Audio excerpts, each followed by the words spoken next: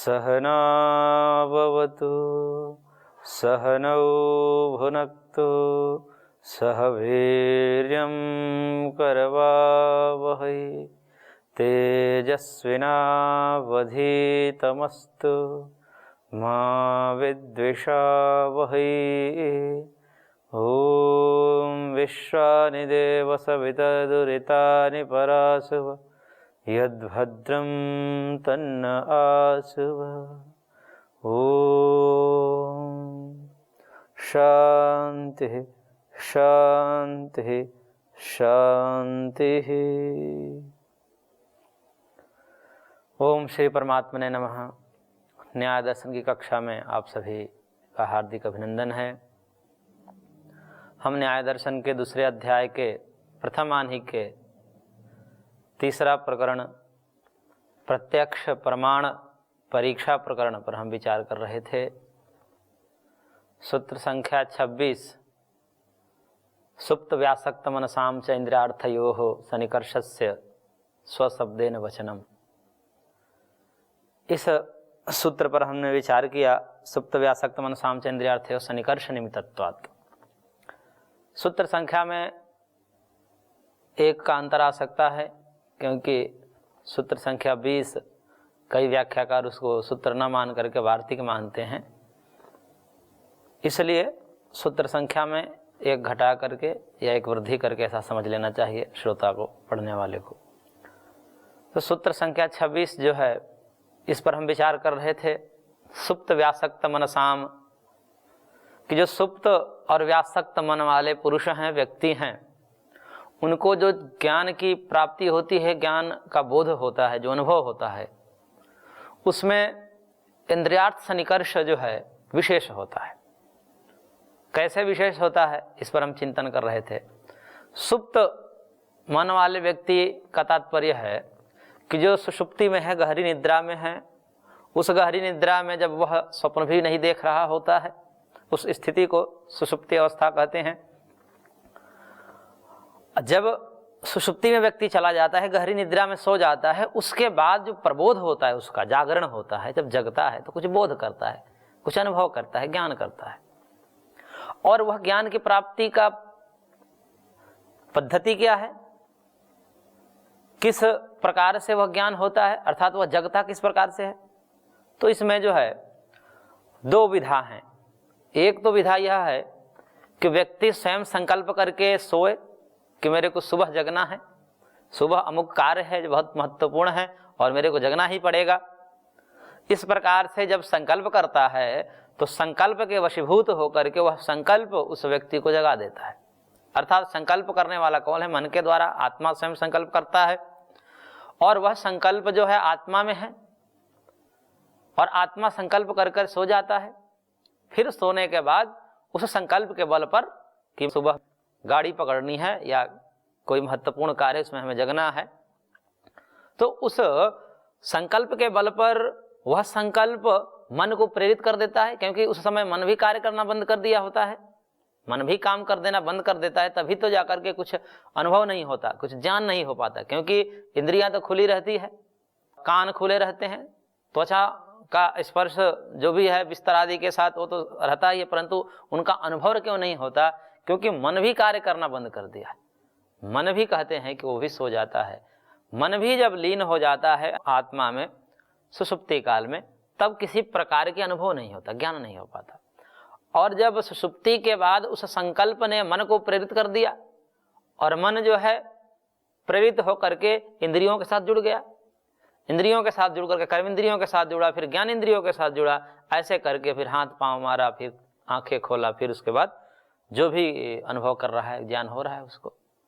इस प्रकार से यानी कि आत्मा का संबंध मन से, मन का संबंध इंद्रियों से और इंद्रियों का संबंध अंततः अर्थ से, विषय से, रूप रस आदि से। इस प्रकार के वह अनुभव को करता है, इस प्रकार से वह ज्ञान प्राप्त करता है। परंतु यह स्थिति सदैव बनी नहीं रहती है। मान लीजिए कि वह संकल्प करके नहीं सोता, फिर भी तो जगता है। संकल्प करके नहीं सोया फिर भी तो जगता है। वह कैसे जगता है? या तो वह किसी तीव्र स्पर्श को अनुभव करता है या तीव्र शब्द को अनुभव करता है, किसी भी प्रकार से उसको तीव्र स्पर्श, तीव्र शब्द उसको अनुभव कराया जाए, कोई तीव्र ध्वनि कराई जाए और उसको या तो हिलाया डुलाया जाए, तीव्र स्पर्श कराया जाए या पानी के छिट्टे मारा जाए, तो उस पानी के स्पर्श से, उस शब्द के तीव्र संयोग से कर्ण इंद्रियों के साथ वह जो है बलात् मन को खींच लेता है। क्योंकि ये जो इंद्रियार्थ सन्निकर्ष है, क्योंकि अर्थ जो है, अर्थ अर्थात विषय, विषय जो है तीव्र है, तो उस तीव्र विषय ने इंद्रियों के साथ संपर्क किया और इंद्रियों के साथ तीव्र जब अर्थ संपर्क किया, तीव्र विषय जब संपर्क किया, तो वह बलात् मन को खींच लेता है। मन कहीं भी सोया रहता है, वहां से खींच लेता है और फिर मन लग जाता है। और जब मन लग जाता है तो आत्मा तो सचेत है ही, आत्मा तो जो है ज्ञान करने वाला है, अनुभव करने वाला है। जैसे ही मन उठता है तो ज्ञान वो करने लगता है, क्योंकि आत्मा को भी ज्ञान करने के लिए कुछ साधन चाहिए। बिना ज्ञान के साधन के आत्मा जो है ज्ञान नहीं कर सकता। हालांकि आत्मा जो है स्वयं अनुभव करता है, ज्ञाता है, प्रमाता है, परंतु फिर भी वह बिना यंत्र के, बिना साधन के नहीं अनुभव कर पाता किसी भी प्रकार के ज्ञान। तो उस ज्ञान को अनुभव करने के लिए उसे मन चाहिए, इंद्रियां चाहिए। इंद्रियां, आत्मा, अर्थ और बीच में मन, क्योंकि मन ही उस इंद्रिया, अर्थ और आत्मा को जोड़ने वाला एक सेतु का काम करता है, जिसके माध्यम से आत्मा ज्ञान कर पाता है। अब यह जो स्थिति बनी है कि अर्थ और इंद्रियां अर्थात इंद्रियार्थ सन्निकर्ष जो है वो बलात् मन को खींच लिया, और बलात् मन को खींच लेने के कारण ज्ञान हो जाता है। जबकि प्रकार तो यह भी है कि आत्मा प्रेरित करे मन को, फिर मन इंद्रियों से संपर्क करे, इंद्रियां विषय के साथ संपर्क करे, तो भी ज्ञान होता है। परंतु यह ज्ञान जो है कभी कभी क्या होता है कि संकल्प लेकर सोने के बाद भी व्यक्ति नहीं उठ पाता समय से। क्यों? क्योंकि वह प्रबल कारण नहीं है। ज्ञान के उत्पन्न होने में, प्रत्यक्ष रूपी जो ज्ञान है उसको उत्पन्न होने में प्रबल कारण नहीं है। सामान्य कारण तो है परंतु प्रबल कारण नहीं है। प्रबल कारण क्या है कि वो इंद्रियार्थ सन्निकर्ष। यदि इंद्रियार्थ सन्निकर्ष तीव्र हो तो बलात् मन जो है इंद्रियों के साथ जुड़ जाता है और आत्मा को ज्ञान करा देता है। इसलिए महर्षि ने कहा कि हमने जो प्रत्यक्ष लक्षण सूत्र में इंद्रियार्थ सन्निकर्ष को रखा और जो है आत्ममनस सन्निकर्ष को इसलिए नहीं रखा कि क्योंकि वो गौण है, प्रधान नहीं है, तो विशेष है इंद्रियार्थ सन्निकर्ष। और इस इंद्रियार्थ सन्निकर्ष रूपी विशेषता के कारण लक्षण सूत्र में इंद्रियार्थ सन्निकर्ष को रखा गया है, न कि आत्ममनस सन्निकर्ष को रखा गया है।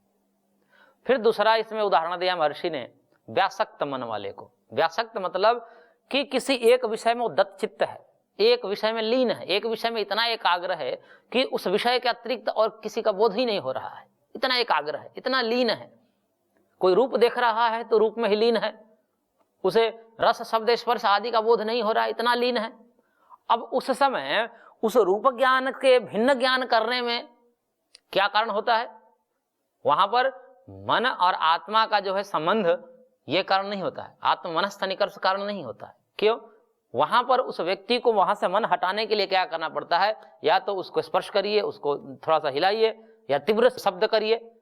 तो तीव्र शब्द करने से फिर वो सचेत होता है, क्या कह रहे थे, इस प्रकार से वो जगता है। यानी कि वहां से उसका मन हट करके फिर इधर का ज्ञान कराता है, इन विषयों का। यानी कि रूप से हट करके शब्द को करता है, या तो रूप से हटकर स्पर्श को करता है कि कौन हमको छुआ या कौन हमको ढेला मारा, इस प्रकार से। तो जो दत्त चित्त है, एकाग्र चित्त है, लीन एक विषय में कोई व्यक्ति है, उनको भी ज्ञान किस प्रकार से होता है? इंद्रियार्थ सन्निकर्ष से होता है। और इंद्रियार्थ सन्निकर्ष जो है इतना प्रबल है कि व्यासक्त मन वाले को भी, एकाग्र चित्त वाले को भी उसका मन को खींच लेता है दूसरी तरफ। तो इस प्रकार इन दो हेतुओं के द्वारा महर्षि ने बताया, दो दृष्टांत के द्वारा महर्षि ने बताया कि प्रत्यक्ष ज्ञान में इंद्रियार्थ सन्निकर्ष ही प्रधान है और आत्मनस सन्निकर्ष गौण है। इसलिए गौण का कथन नहीं किया। गौण मतलब सामान्य है, कॉमन है सब में। तो कॉमन की चर्चा नहीं की है, सामान्य की चर्चा नहीं होती, लक्षण में विशेष की चर्चा होती है। इसलिए महर्षि ने विशेष जो इंद्रियार्थ सन्निकर्ष रूपी कारण है उसको लक्षण सूत्र में कहा, और बाकी जो सामान्य कारण था उसको नहीं कहा। और इसी विषय में एक और हेतु दे रहे हैं महर्षि, जो सूत्र संख्या 27 में है कि तैश्चापदेशो ज्ञान विशेषाणाम, अर्थात इंद्रियार्थ सन्निकर्ष को ही लक्षण सूत्र में कहने का तात्पर्य था कि उसमें एक और हेतु ये दे रहे हैं कि ज्ञान विशेषाणाम तैश्चापदेशो, कि जो ज्ञान होता है हमें, उन ज्ञान के विशेषण का उपदेश कैसे करते हैं? संस्कृत में करते हैं कि चक्षुषा पश्यते, कि ये जो है आंख से देख रहा है, घ्राणेन जिघ्रति, वह जो है नाक से सूंघ रहा है, त्वचा स्पृशति, वह त्वचा से जो है स्पर्श कर रहा है। तो यह जो कथन करने का क्या मतलब है? यह भी कथन जो है ये ज्ञान के विशेषण को बताने वाले हैं कि भाई रूप का ज्ञान कैसे होता है, रस का ज्ञान कैसे होता है, गंध का ज्ञान कैसे होता है। तो गंध और उन इंद्रियों के साथ ऐसा उपदेश किया जाता है, कथन किया जाता है। रूप विज्ञानम, रस विज्ञानम, इस प्रकार से विषय का कथन किया जाता है, इंद्रियों का कथन किया जाता है। तो इंद्रियों और अर्थ अर्थात विषय का कथन करने से भी पता चलता है कि उन ज्ञान के जो विशेषण है, ये कौन सा ज्ञान है? रूप ज्ञान है, रस ज्ञान है, रूप ज्ञान है। कैसे हुआ रूप ज्ञान? तो चक्षुषा पश्यति, आंख के द्वारा देख करके रूप ज्ञान हुआ। तो इस प्रकार के जो कथन है ज्ञान के विशेषण जो है, क्योंकि ज्ञान जो है सविकल्पक होता है। सविकल्पक का मतलब कि ज्ञान कभी भी निर्विकल्पक व्यवहार काल में नहीं होता। सुषुप्ति काल हो या अन्य कोई काल हो जिसमें ज्ञान निर्विकल्पक हो सकता है। निर्विकल्पक का मतलब ये होता है कि रूप रस गंध शब्द स्पर्श आदि से रहित जो ज्ञान होगा वो निर्विकल्पक ज्ञान होगा। रूप ज्ञान, रस ज्ञान, शब्द ज्ञान, स्पर्श ज्ञान जिसमें न हो वह ज्ञान, अब वह ज्ञान कैसा होगा? वो चिंतनीय है कि वह ज्ञान कैसा। जैसे सुषुप्ति में रूप रस गंध शब्द स्पर्श इनका ज्ञान नहीं होता, लेकिन ज्ञान रहता है। वहां पर चेतना रहती है, कुछ नहीं होने का ज्ञान रहता है, वही निर्विकल्पक ज्ञान है। यानी कि रूप रस आदि से रहित जो ज्ञान है वो निर्विकल्पक ज्ञान कहलाता है। उसी को कहा कि नाम जात्यादि रहितम ज्ञानम निर्विकल्पम, कि नाम जाति आदि से रहित जो ज्ञान है वह निर्विकल्पक कहलाता है, और उससे सहित जो ज्ञान है वो सविकल्पक कहलाता है। जहाँ पर नाम जाति हो अर्थात यह वस्तु जो है, ये रूप है, ये रस है, ये गंध है, ये घट है, ये पट है, इस प्रकार का ज्ञान हो रहा है, तो वहाँ पर नाम जाति का कथन किया जाता है और उससे युक्त ज्ञान रहता है, इसलिए सविकल्पक है। और व्यवहार काल में सविकल्पक ज्ञान ही होता है, क्योंकि निर्विकल्पक ज्ञान से व्यवहार नहीं चलता। तो सविकल्पक ज्ञान में किस प्रकार से हम विशेषण देते हैं? कौन सा ज्ञान? तो रूप ज्ञान, रस ज्ञान, गंध ज्ञान, शब्द ज्ञान, रूप विज्ञानम, रस विज्ञानम, इस प्रकार से जब विशेषण दिया जाता है तो ये विशेषण भी किसको कहता है? अर्थ को कहता है, या तो चक्षुषा पश्यति में इंद्रियों को कहता है। तो यह विशेषण भी ये बतलाता है कि ज्ञान के उत्पत्ति में इंद्रियार्थ सन्निकर्ष ही प्रधान है, आत्म मनस सन्निकर्ष जो है गौण है। तो इसलिए गौण का कथन महर्षि कह रहे हैं कि हमने नहीं किया, प्रधान का ही कथन होता है। तो इस प्रकार से महर्षि ने जो पूर्व पक्षी के तरफ से आक्षेप लगाया गया था कि आपने जो है लक्षण सूत्र में आत्म मनस सन्निकर्ष को क्यों नहीं लिखा, जब इंद्रियार्थ सन्निकर्ष को लिख रहे थे तो आत्म मनस सन्निकर्ष को भी लिख देना चाहिए था। उसका यहाँ पर जवाब दिया महर्षि ने कि उसको लिखने की आवश्यकता नहीं थी, क्योंकि वह गौण कारण है, सामान्य है। सामान्य का कथन लक्षण में नहीं होता, विशेष का कथन होता है। इसलिए हमने लक्षण सूत्र में आत्म मनस सन्निकर्ष को नहीं लिखा। अब यहाँ पर चूंकि समाधान पर्याप्त महर्षि दे दिए, परंतु फिर भी उसमें से कुछ बातें अन्यथा लेकर के, अन्यथा समझ करके और एक प्रश्न खड़ा करने का प्रयास पूर्व पक्षी करता है। क्या कहता है? उसमें से प्रश्न वो पैदा करता है। कभी कभी समाधान पर्याप्त हो जाने के बाद भी उसी समाधान में, हालांकि पर्याप्त समाधान है, उचित समाधान है, अकाट्य समाधान है, उसको अब जो खंडित नहीं किया जा सकता, फिर भी सभा बैठी है, वहां पराजय के भय के कारण कि मुझको कोई लोग पराजित ना समझ ले, कि इसके पास कोई तर्क नहीं है, युक्ति नहीं है, प्रमाण नहीं है, फिर भी वहां बोलना होता है और उसे पराजय रूपी भय के कारण कुछ न कुछ बोलना पड़ता है। तो उसी उचित समाधान में से ही कुछ प्रश्न खड़े किए जाते हैं और उसी में से एक प्रश्न खड़ा कर रहा है, कह रहा है वहां पर कि आपने जो कहा कि मन और आत्मा का सन्निकर्ष जो है प्रत्यक्ष लक्षण सूत्र में आवश्यकता नहीं है, इसलिए हमने नहीं लिखा। इंद्रियार्थ सन्निकर्ष ही विशेष है, इसलिए हमने इंद्रियार्थ सन्निकर्ष को लिखा।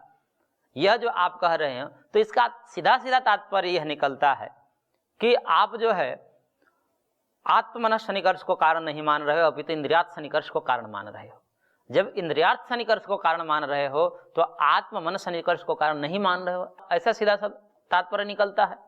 जब ऐसा सीधा सा तात्पर्य निकलता है, यानी कि इंद्रियार्थ सन्निकर्ष से ही केवल ज्ञान उत्पन्न होता है, मन और आत्मा के सन्निकर्ष से ज्ञान नहीं होता है, तो अगला सूत्र पूर्व पक्ष कहता है कि व्याहतत्वाद हेतु, व्याहतत्वाद अहेतु, अर्थात व्याघात होने से, व्याहत मतलब व्याघात होने से, आपके कथन जो है खंडित होने से, आपने जो पूर्व में कथन कुछ बनाए हैं, कुछ नियम बनाए हैं आपने, वह नियम खंडित हो जाता है यहाँ पर। क्यों? आपने नियम बनाया है युगपत ज्ञानानुत्पत्तिर्मनसो लिंगम, कि एक साथ ज्ञान का उत्पन्न न होना मन का लिंग है, और आपने यहाँ पर मन को कारण नहीं माना है लक्षण सूत्र में। जब मन को कारण नहीं माना है, इसका मतलब मन का संपर्क ही वहां नहीं है। जब मन का संपर्क नहीं होगा तो सारे का सारा ज्ञान इकट्ठा एक समय में होने लगेगा प्रत्यक्ष काल में, क्योंकि मन ही ऐसा तत्व है जो बीच में कि पांचों ज्ञान इंद्रियों से जो ज्ञान आ रहा है उसमें व्यवधायक होता है।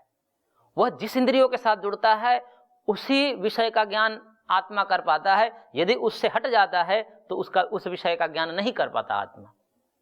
तो मन व्यवधायक है, यानी कि मन बीच में आ जाता है पांचों इंद्रियों और आत्मा के, तब जाकर के वो क्रमशः विषय का ज्ञान होता है। रूप, रस, गंध, शब्द, स्पर्श, इन विषयों का क्रमशः ज्ञान होता है। और जब आपने मन को ही सन्निकर्ष नहीं बनाया, यहाँ पर कारण नहीं माना, तो फिर क्या होगा कि इकट्ठा ज्ञान होने लगेगा, क्योंकि बीच में कोई व्यवधायक नहीं है। और जब बीच में कोई व्यवधायक नहीं है तो पांचों ज्ञान इंद्रियों को जो विषय है एक समय में मान लीजिए आ रहे हैं, और बीच में कोई रुकावट नहीं है, सीधा अंदर जा रहा है। आंखों के द्वारा रूप अंदर जा रहा है, कानों के द्वारा शब्द अंदर जा रहा है, घ्राण के द्वारा गंध अंदर जा रहा है, रसना के द्वारा जो है रस अंदर जा रहा है, इन सबका ज्ञान अंदर जा रहा है। तब इकट्ठे ज्ञान होने का प्रसंग आ जाएगा, और जब इकट्ठे ज्ञान होने का प्रसंग आएगा तो आपकी यह बात पहले जो बताया कि एक साथ ज्ञान नहीं होता, वो खंडित हो जाएगी। क्योंकि यदि आप मन को बीच में मानते तब तो क्रमशः ज्ञान होना संभव है, लेकिन आपने मन का सन्निकर्ष जो है माना ही नहीं, आत्मा और मन का, तब मन के अनुपस्थिति में वह ज्ञान इकट्ठा एक समय में सारे के सारे ज्ञान होने का प्रसंग आ जाएगा, जिससे जो आपने नियम बनाए थे कि ज्ञान जो है क्रमशः होता है, एक साथ नहीं होता, वह बात खंडित हो जाती है। इसलिए यह आपका जो हेतु है वह खंडित हो जाता है, अहेतु है, हेत्वाभास है। तो व्याहतत्वाद हेतु, यह पूर्व पक्ष का सूत्र है। तो इतना प्रश्न उठाया उसी में से, हालांकि पर्याप्त समाधान दे दिया गया है, और महर्षि ने सीधा सीधा कहा कि हमने जो है विशेष कारणों को रखा है, सामान्य कारणों को नहीं रखा है। लेकिन पूर्व पक्षी का तात्पर्य, पूर्व पक्षी यह कहना चाह रहा है कि आपने मन को माना ही नहीं, यानी कि वह आरोप लगाना चाह रहा है कि आपने मन का सन्निकर्ष क्यों नहीं माना, आत्मा और मन का सन्निकर्ष क्यों नहीं माना, यह प्रश्न है। जबकि महर्षि कह रहे हैं कि हमने माना है, क्योंकि पूर्व में दिखा चुके हैं महर्षि।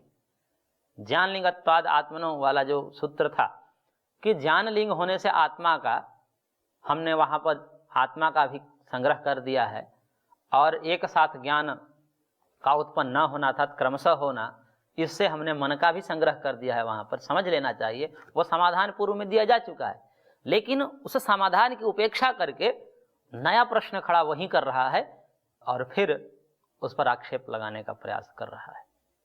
फिर आगे महर्षि इसका समाधान कर रहे हैं। 29 नंबर सूत्र में महर्षि कह रहे हैं कि नार्थ विशेष प्राबल्यात, कह रहे हैं कि भाई साहब, ये जो आप कथन कह रहे हो, यह कथन आपका ठीक नहीं है। क्योंकि हमने क्या कहा, हमने ऐसा कभी स्वीकार नहीं किया कि आत्मा और मन का सन्निकर्ष होता ही नहीं, हमने तो ऐसा कभी कहा नहीं। हमने तो बस इतना कहा कि आत्मा और मन का जो सन्निकर्ष है वो चारों प्रमाणों में सामान्य रूप से होता है, तो प्रत्यक्ष में भी होगा सामान्य रूप से। भाई सामान्य है, कॉमन है, तो प्रत्यक्ष में भी होगा। और सामान्य का कथन लक्षण सूत्र में नहीं किया जाता, हमारा यह कथन है, न कि हमारा यह कथन है कि आत्मा और मन का सन्निकर्ष होता ही नहीं प्रत्यक्ष में। आत्मा और मन का सन्निकर्ष होता है, हम इसका निषेध नहीं कर रहे हैं और न कभी करेंगे, और सूत्र में भी कभी हमने नहीं किया है। परोक्ष रूप से सूत्र भी वहां पर संकेतित कर ही रहे हैं कि आत्मा है और मन है। इसलिए हम आत्मा और मन के संपर्क का, सन्निकर्ष का निषेध नहीं कर रहे हैं। तो ये कैसे आप कह सकते हो कि आपका जो कथन है वो परस्पर विरोधी हो गए? पूर्व में कुछ और कहा और अभी कुछ और कहा। अर्थात पूर्व में आपने ये कहा कि क्रम से ज्ञान होता है, और अभी मन को न मान करके वो जो सबको एक साथ करवा दिया। ये कहना असंगत है। ये तब कह सकते थे जब हमने ज्ञान की प्राप्ति में मन को सर्वथा न मानते। हम मानते हैं मन को, मन और आत्मा के संपर्क को हम स्वीकार करते हैं, और लेकिन स्वीकार करते हुए बस इतनी विशेषता हमारे लक्षण सूत्र में है कि हमने वह लक्षण दिया जिसमें केवल विशेष हो, अर्थात केवल और केवल वह चीज को लक्षण में समावेशित किया गया जो केवल प्रत्यक्ष में हो। बाकी आत्मा और मन का संपर्क तो सारे परमाणुओं में होता है, इसलिए वो कॉमन होने से तो अपने आप आ ही जाता है। जो सामान्य कारण होते हैं वो जुड़ जाते हैं। जैसे किसी भी कारण में दुनिया का कोई भी कार्य हो रहा हो, उसमें जो है दिशा, काल, ये सब सामान्य रूप से कारण बन जाएंगे न कहते हुए भी। इसलिए जो सामान्य कारण होता है उसका कथन नहीं किया जाता है, समान का कथन नहीं किया जाता है, क्योंकि वो तो न कहे हुए भी प्राप्त है। आत्मा, मन जो है उसका भी कथन सामान्य होने से वहां पर समावेशित हो जाते हैं, इसलिए कथन कहने की आवश्यकता नहीं है। तो इसलिए करें कि हमने जो है जो अर्थ विशेष जो है वह प्रबल होने से, प्राबल्यात, प्रबल होने से, तीव्र होने से कारण है, विशेष कारण है, सामान्य कारण नहीं है। इसलिए लक्षण सूत्र में हमने जो है केवल अर्थ को कहा, क्योंकि वो विशेषता सुप्त व्यासक्त मन में तो दिखा ही दिया, और विशेष होने से, अर्थ की विशेषता होने से या प्रबल होने से इंद्रियार्थ सन्निकर्ष जो है प्रबल होता है ज्ञान की प्राप्ति में। क्योंकि न चाहते हुए भी, आत्मा और मन न चाहते हुए ज्ञान करना पड़ता है। व्यक्ति सो रहा होता है और उस समय व्यक्ति के न चाहते हुए भी शब्द सुनने पड़ते हैं।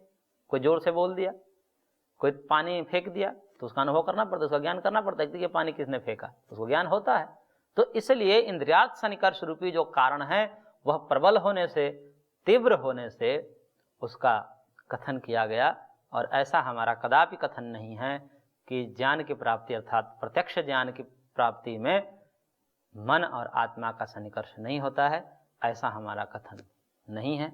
इस प्रकार से महर्षि ने यहाँ पर पूर्व पक्ष के प्रश्नों का समाधान किया।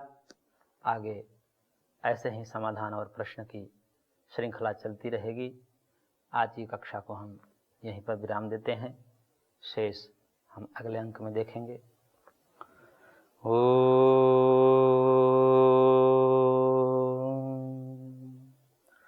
शांति शांति शांति।